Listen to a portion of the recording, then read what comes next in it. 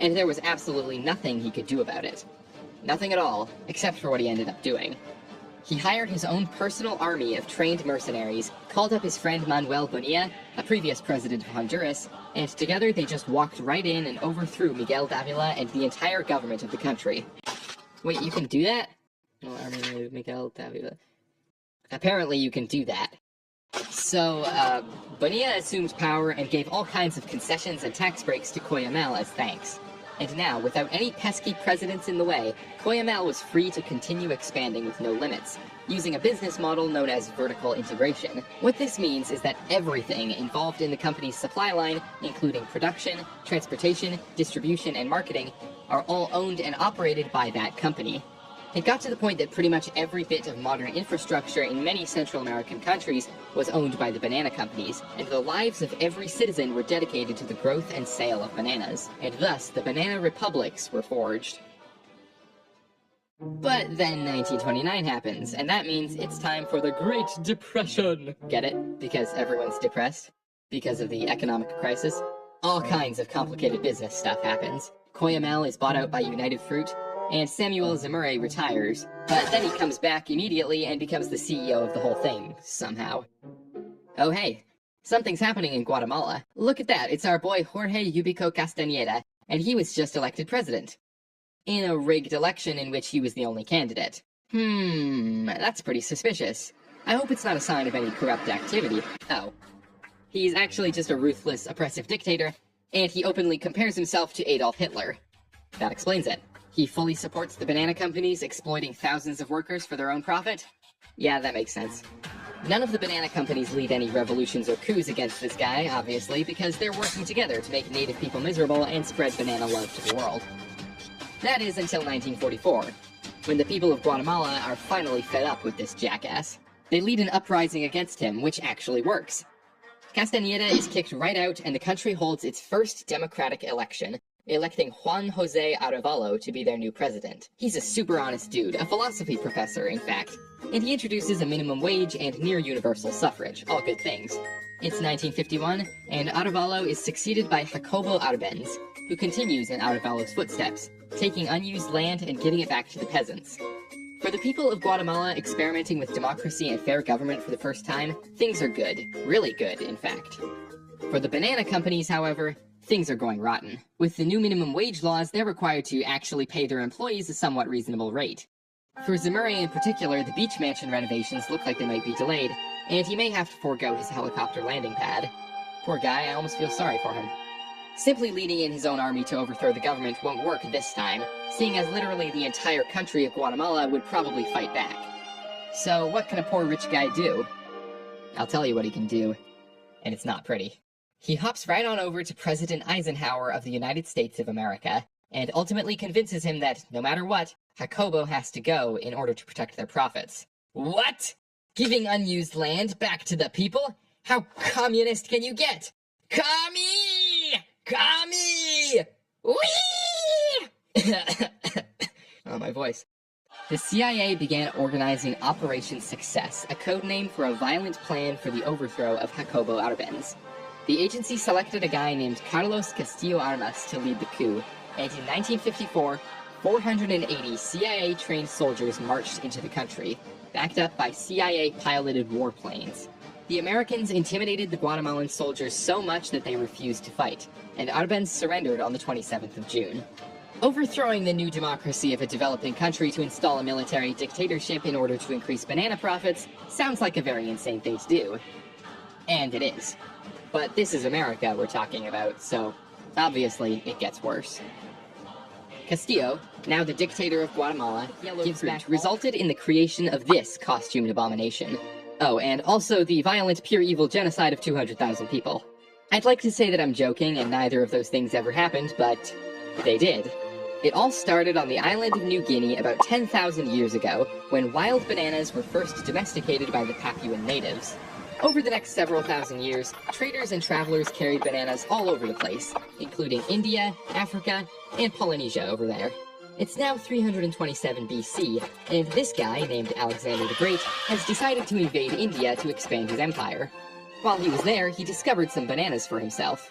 He thought the things were pretty cool, so he brought them back to Europe with him, thus introducing bananas to the Western world for the first time in history. It's the 1500s now, and some Portuguese dudes have found some bananas growing on the Atlantic coast of Africa. They brought them to the Canary Islands, as one does, and started cultivating them. From there, they were finally taken by a Spanish missionary named Juan Ponce de Leon straight to the Americas. And thus, Juan began the banana shenanigans. So, that was about 12,000 years of history summed up into 1 minute of yapping. And now, it's time to get into the interesting stuff. Welcome to America in the 1800s! Please, allow me to introduce to you a few characters who will play important parts in the upcoming saga. No one knew it at first, but the destinies of these men would eventually collide to result in the bloody deaths of hundreds of thousands.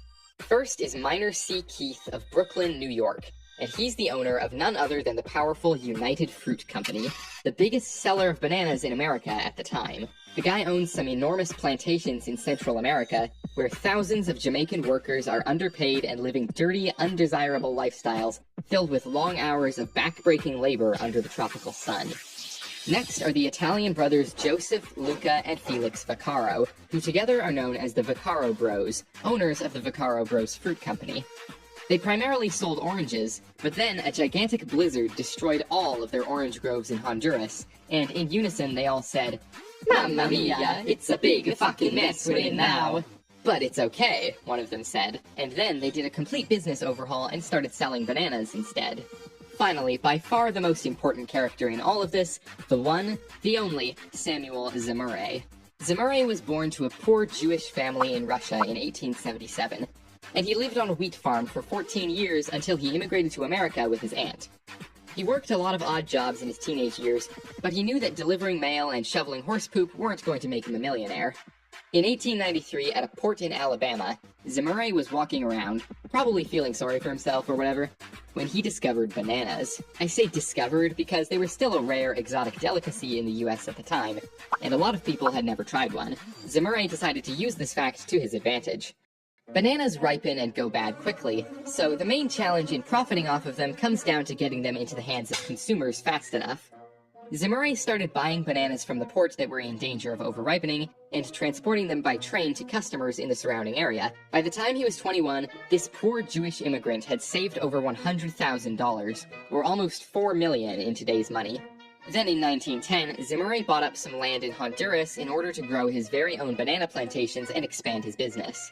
The company Zemurray had created would come to be known as Coyamel Fruit. So these three are the banana barons of this story: Coyamel, the United Fruit Company, and the Vaccaro Bros. Let the big banana bloodbath. Just elected president of Honduras. That's right, it's your boy Miguel Davila. He decides to give a bunch of land grants to the Vaccaro Bros Fruit Company in exchange for helping to build some roads and shipping wharves. This people had added 10% of the total population to a long list of suspected communists. He cracked down on unions and peasant organizations, arresting and killing thousands. Finally, he was assassinated in 1957, thank God, but he was just the first of many Guatemalan dictators over the next 30 years or so. For decades, rebel groups fought with the constantly changing dictators that ruled the country. At one point, the rebels attacked the very office of the United Fruit Company. But it was mostly in vain, for the evil government continued to grab more and more power, assassinating and eliminating every enemy they knew of. The military developed an almost invisible control over the lives of its citizens. Anyone who spoke out against the government or who was believed to have connections with the rebels just disappeared, as though they were snatched up by an invisible hand in the night. About 50,000 people were eliminated like this, not to mention the hundreds of thousands that died in more obvious ways, which I'll tell you about now. Starting with the Silent Holocaust. Yes, that is what we call it now. The Guatemalan military viewed the indigenous Mayan people of the country as siding with the rebels, and so they began a campaign of obscene amounts of horrific, violent murder of the innocent Mayan peasants in order to keep control of the country through terror. Between the years of 1981 and 83, they destroyed at least 440 Mayan villages, burning and razing them to the ground in what is known as a scorched earth campaign, torturing and killing men, women, children, and babies alike. That's roughly one village every couple of days for 2 years straight. Now look at that. According to Wikipedia, it seems they specifically targeted children in these killing sprees. Huh. In this frankly ridiculous conflict over banana profits and land, which is known today as the Guatemalan Civil War, about 200,000 people were put underground, and up to 1 million Mayan civilians fled to other regions of the country or abroad. Those that could not flee fast enough were shot from the air by helicopters. 7% of the total deaths in this war were caused by rebel forces, and the other 93% were the doings of the government. Moral of the story: being greedy kinda sucks, and most of the time it sucks for everyone except the person actually being greedy. Samuel Zemurray died at the overripe age of 84 in New Orleans, not from gunshot wounds or fire or mysterious men kidnapping him in the night. Nope. He got to die peacefully and painlessly of Parkinson's disease, living in this house, surrounded by his life's riches. The bastard. Stories like this don't always get happy endings for the people that deserve them most, unfortunately. So, where are United Fruit and the other banana companies today? Surely they didn't just disappear, right? Well, at some point, the Vaccaro Bros evolved to become none other than Dole, the biggest banana company in the US as of today. United rebranded as well, and nowadays they are known as Chiquita Banana. Yes, the Chiquita Banana. This funny little animated commercial they made aired on television just a few years before they got the US involved in overthrowing the Guatemalan government. Anyways, thanks very much